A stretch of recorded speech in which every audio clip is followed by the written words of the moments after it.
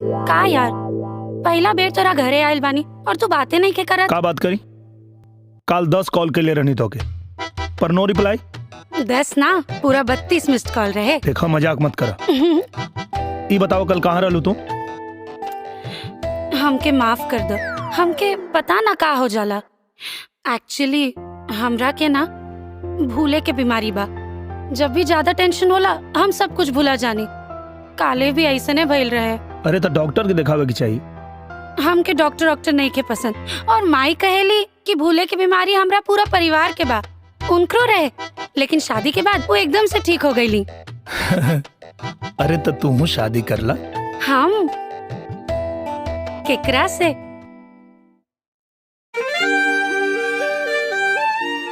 उ रेस्टोरेंट वाला लड़का से जौन तो के देखे आइल रहे, कर ला ओकरा से।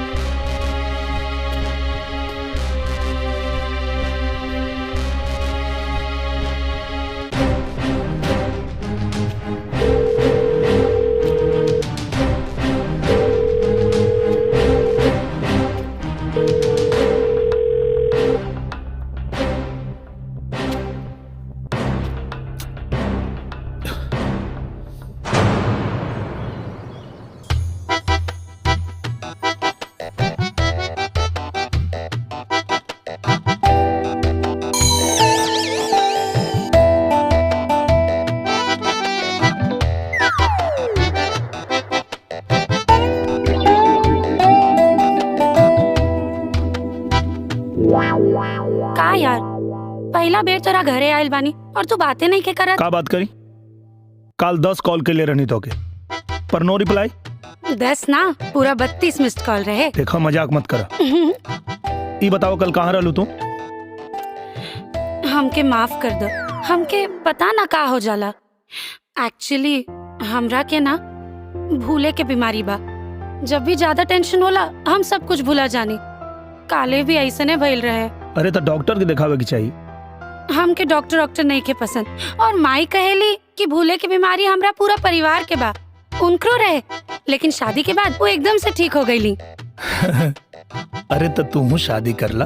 हम केकरा से?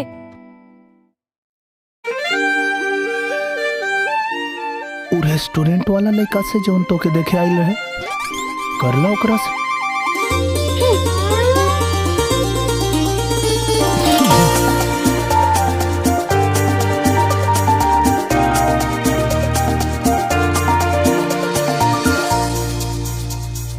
ओकरा से ना करबू त हमरा से कर ला।